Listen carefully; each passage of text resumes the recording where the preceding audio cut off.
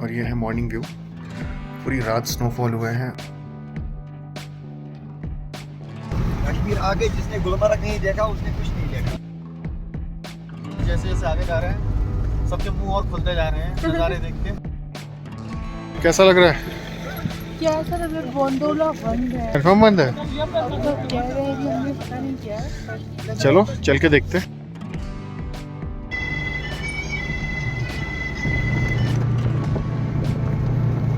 Hello दोस्तों, मैं हूं ट्रैवलर धर्म और स्वागत है आपका कश्मीर सीरीज के थर्ड वीडियो में, जो कि है गुलमर्ग, ड्रोन वाटरफॉल और तंगमर्ग के बारे में।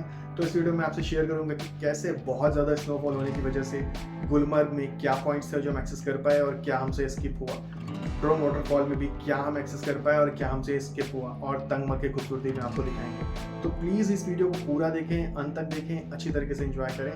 Let's enjoy this video together. Tangmarg के सिग्नेचर इन होटल में, और ये है मॉर्निंग व्यू। पूरी रात स्नोफॉल हुए हैं और काफ़ी अच्छा खासा स्नोफॉल हुआ है। तो मैं थोड़ा स्नो क्लियर करने की कोशिश कर रहा हूं। आप देख सकते हो किस तरीके से सारे पेड़, सारे घर, सब कुछ चारों तरफ बिल्कुल। और आज हम लोग गुलमर्ग जाने वाले हैं। वहाँ पर हम लोग गोंडोला राइड फेज़ 1 फेज़ 2 दोनों करने का प्लान है, बट कई बार लोगों ने बताया है कि मौसम ख़राब होता है तो फेज़ 2 नहीं हो पाता है, तो वहाँ पर जाने के बाद ही पता चलेगा। ये भी मॉर्निंग का व्यू है जो शांतनु ने ड्रोन से कैप्चर किया है, हमारे होटल के बाहर का व्यू। और जिस तरीके से रात भर स्नोफॉल हुआ था उसकी वजह से जो बर्फ की सफेद चादर सी बिछ गई वो ड्रोन में बहुत ही खूबसूरती से कैप्चर हुई। और उसके बाद फिर हमने ब्रेकफास्ट किया और फिर हम गुलमर्ग के लिए निकल गए फारूक भाई के साथ। हम अप्रॉक्सीमेटली 10 बजे निकले थे क्योंकि अनु की तबीयत थोड़ी सी खराब थी, तो इसलिए हमें निकलने में थोड़ा सा लेट हो गया। स्टार्टिंग डे 5 होटल सिग्नेचर से गुलमर्ग, और पूरी रात स्नोफॉल हुआ है। कल दोपहर में स्टार्ट हुआ था और तब से स्नोफॉल हो ही रहा है। और कितना ज़्यादा स्नोफॉल हुआ है वो रोड पे, आगे आने वाली गाड़ियों पे, हर जगह दिख रहा है। स्नोफॉल की वजह से काफ़ी ट्रैफिक है।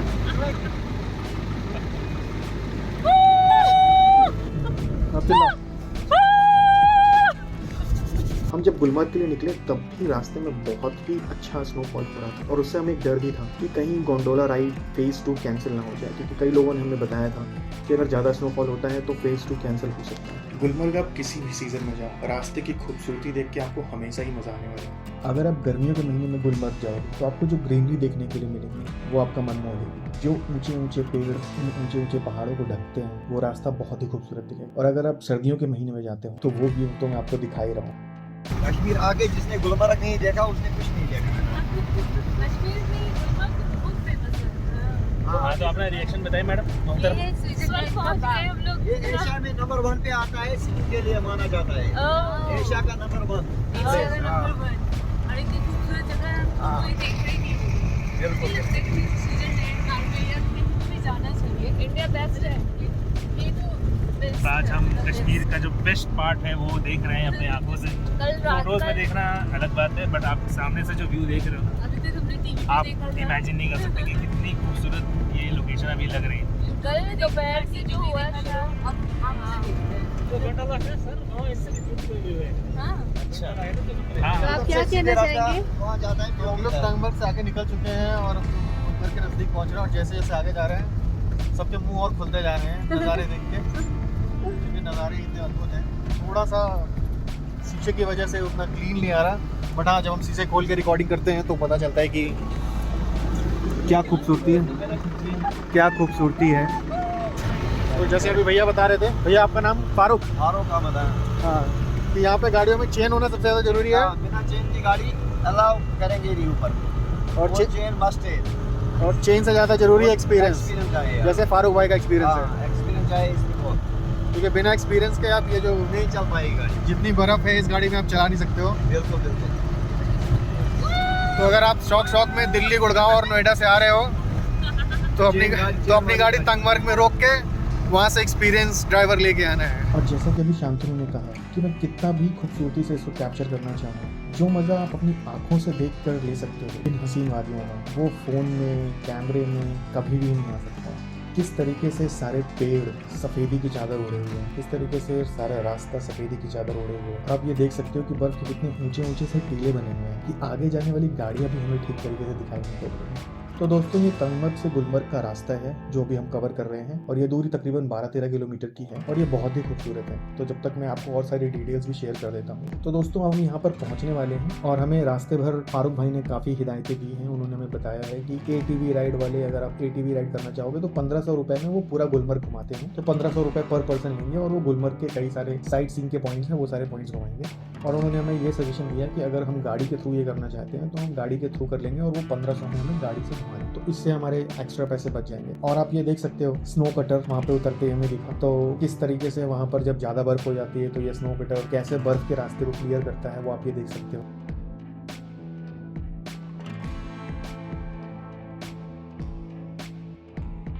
इसके बाद फिर हम गोंडोला के लिए आगे बढ़े और आप ये भीड़ देख सकते हो कि कैसे वहाँ पर सारे लोग घेर लेते हैं कि आप भैया ATV राइड कर लो, स्कीइंग कर लो। वहाँ पर इन दोनों चीज़ों के लिए बहुत ज़्यादा भीड़ थी। ATV राइड से पूरा गुलमर्ग घूम लो और स्कीइंग करा लेते हैं क्योंकि स्कीइंग के लिए तो पूरा गुलमर्ग ही फेमस है। तो इन दोनों चीज़ों के लिए बंदे वहाँ पर बहुत ज़्यादा पकड़ते हैं। तो थोड़ा सावधान रहिए। अगर आपको करने का मन है तो आप स्कीइंग कर सकते हो। स्कीइंग डेफिनेटली वहाँ का अच्छा एडवेंचर है। आप बार्गेन वगैरह प्रॉपर कर लो। और ATV राइड का जैसा कि फारूक भाई ने बताया 1500 रुपये अप्रॉक्सीमेटली वो लोग लेते हैं। जहाँ पे हमें फारूक भाई ने उतारा था, जहाँ पर गाड़ी पार्क हुई थी, वहाँ से तकरीबन 1.5 किलोमीटर के आसपास हमें जाना था जहाँ पर गोंडोला राइड स्टार्ट होती। तो वो बाई वॉक ही हम लोग गए थे। जब आप गुलमर्ग जाते हो तो वहाँ पर गोंडोला राइड के 2 फेजेस हैं, फेज 1 और फेज 2। तो आपको दोनों के टिकट पहले ही ऑनलाइन बुक कर लेंगे और आप कोशिश कीजिएगा कि आप 10-12 दिन पहले ही ये टिकट्स बुक कर दीजिए। मैं लिंक डिस्क्रिप्शन में शेयर कर दूँगा जहाँ से आप ये टिकट्स बुक कर सकते हो। एडवांस में बुकिंग करना इसलिए ज़रूरी है क्योंकि जब पीक सीजन होता है तो ऐसा अक्सर होता है कि 10-12 दिन पहले ही सारे टिकट्स सोल्ड आउट होते हैं। उसके 2 रीज़न हैं। पहला ये कि सारे टूरिस्ट ही बुक कर लेते हैं टिकट और कई बार ऐसा भी होता है कि जब पीक सीजन होता है तो जो गाइड्स हैं वहाँ के वो खुद से भी प्री बुक कर लेते हैं और बाद में वो दूसरों को सेल करते हैं। तो इन सब चीज़ों को अवॉइड करने के लिए आप कोशिश कीजिए कि जब भी आप प्लान बनाएंगे 2 हफ्ते पहले जो साइट में शेयर कर रहा हूँ उस पर जाकर टिकट्स की अवेलेबिलिटी देखकर उसके अकॉर्डिंग आप बुक कर लीजिए। और हाँ, मेरी रिकमेंडेशन ये होगी कि आप फेज़ 1 और फेज़ 2 दोनों करें क्योंकि फेज़ 2 की हाइट काफ़ी ज़्यादा है तो वहाँ से जो ब्यूटी मिलती है वो फेज़ 1 से काफ़ी बेहतर है। और फेज़ 2 पर बर्फ मिलने के चांसेस गर्मियों में भी रहते हैं। फेज़ 1 पर गर्मियों में बर्फ नहीं मिलेगी। हालांकि जो अभी सीजन है यहाँ पर फेज़ 1 और फेज़ 2 में दोनों सारे पर्यटक स्नोफॉल का मजा लेते हुए गोंडोला राइड के लिए जाते हुए, संभवतः गोंडोला राइड के लिए वो जो बिल्डिंग दिख रही है वही है। धुंध काफ़ी ज़्यादा है, काफ़ी ज़्यादा, बहुत थोड़ी दूर तक का एरिया ही क्लियर दिख रहा है। और ऑलमोस्ट जहाँ से पार्किंग हमने की थी वहाँ से लगभग 1.5 किलोमीटर दूर हमें आना था और हम ऑलमोस्ट पहुँच गए। जैसे जैसे हम थोड़ा आगे बढ़े फिर कुछ लोगों से हमें सुनने को मिलना स्टार्ट हुआ कि गोंडोला फेज़ 1 और फेज़ 2 दोनों बंद। फेज़ 2 का तो हमें डर था बट फेज़ 1 भी बंद है। इससे तो मतलब हार्ट ब्रेक टाइप का हो गया हम लोग के लिए। बट हाँ, अपने दिल को समेटे हुए हम लोग आगे जाते जा रहे थे कि नहीं एंड तक देख के तो आएंगे कि चल रहा है या नहीं चल रहा है। और आप ये रिएक्शन देख सकते हैं। गोंडोला बंद है। कंफर्म बंद है, कंफर्म बंद है। अब तो कह रहे हैं कि हमने पता नहीं क्या है। चलो चल के देखते, लेट्स गो।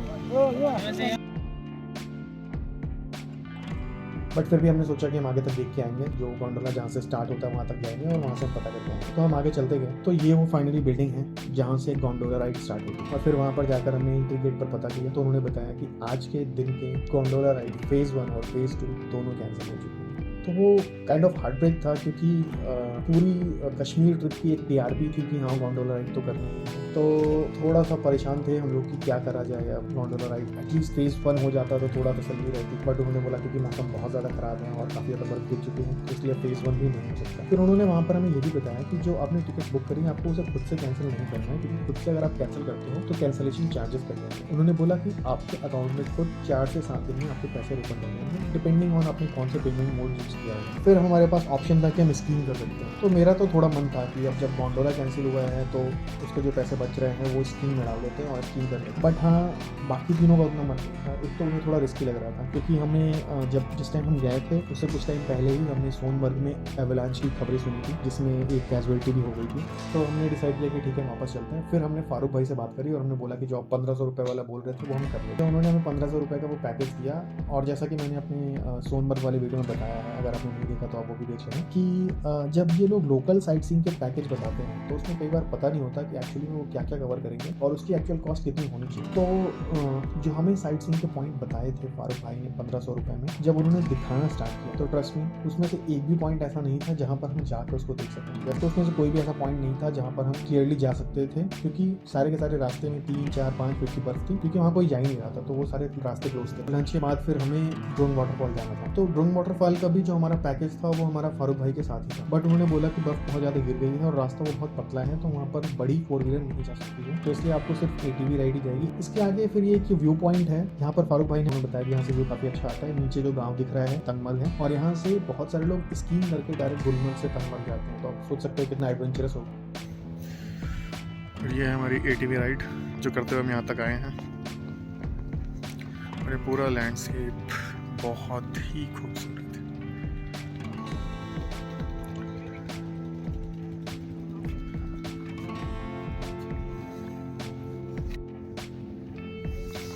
और ये नीचे तंगमर्ग गांव है।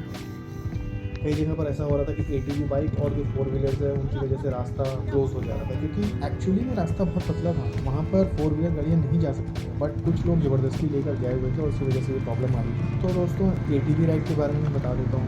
ATV राइड पर पर्सन 2000 रुपये चार्ज कर रहे थे ड्रोन आने जाने, क्योंकि हम लोग 4 लोग थे तो हमने थोड़ा बार्गेन वगैरह करना स्टार्ट किया। अंत में वो 7000 रुपये में मानी, 4 लोगों को 7000 देगा। तो आप ये रास्ते में देख सकते हो कि ATV राइड में हमने क्या मस्ती करी, कैसे इंजॉय किया। और वैसे मैं ये बोलूँगा कि लकीली बोलूँ कि फारूक भाई ने मना किया कि आपको ATV राइड करना बहुत अच्छा डिसीजन था हमारे लिए, क्योंकि हम चारों ने बहुत इंजॉय किया, और शायद अगर हम गाड़ी से जाते तो उतना इंजॉय नहीं करते। तो मैं आपको ये बोलूँगा आप भी जब वहाँ पर जाओ, चाहे गर्मियों में या फिर सर्दियों में, जब भी जाओ तो एटलीस्ट एक ये जो स्ट्रेच है, बाकी जगह मत करना, सोनमर्ग में, पहलगाम में, गुलमर्ग में कहीं मत करना, बट यहाँ पर ATV राइड करना, क्योंकि शायद जो यहाँ पे ATV राइड का मजा है वो बाकी जगह नहीं आएगा।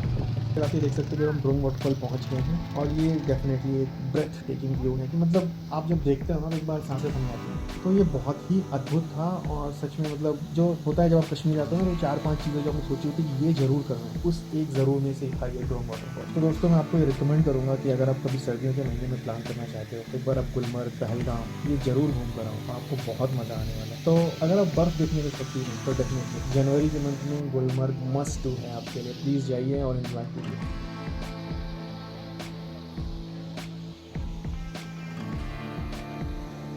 तो ये एक लास्ट में ड्रोन से शूट किया हुआ है ड्रोन वाटरफॉल का, जो कि बहुत ही अमेजिंग है, और क्योंकि जो काम ड्रोन कर सकता है वो डेफिनेटली फ़ोन नहीं कर सकता, तो इसलिए इसकी खूबसूरती कुछ अलग ही है।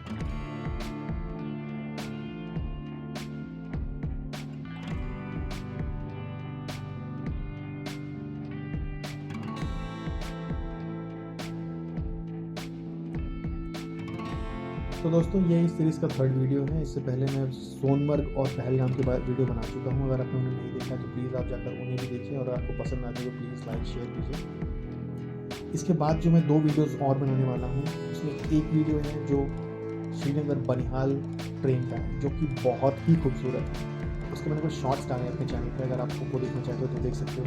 फुल वीडियो में जल्दी उसका बनाऊँगा, और जो लास्ट वीडियो में बनाऊंगा वो बनाऊंगा मैं श्रीनगर के जो लोकल साइट सीन हैं, जैसे कि डल लेक और शंकराचार्य टेम्पल और हरी पर्वत फोर्ट। तो हरी पर्वत फोर्ट है जो थोड़ा अलग है, क्योंकि शंकराचार्य टेम्पल और डल झील तो सभी लोग जाते हैं, बट मैं शंकराचार्य टेम्पल भी कवर करूँगा। तो बहुत जल्दी मैं दोनों वीडियो डालूंगा, और अगर अभी तक आपने यहाँ तक ये वीडियो देखा है तो थैंक यू सो मच। और अगर आपको वीडियो पसंद आए तो प्लीज़ इसको लाइक कीजिए, शेयर कीजिए। अगर अभी तक चैनल में सब्सक्राइब किया तो प्लीज़ सब्सक्राइब कीजिए, जिससे आगे आने वाली वीडियोज़ के बारे में आपको पता चले। So thank you so much.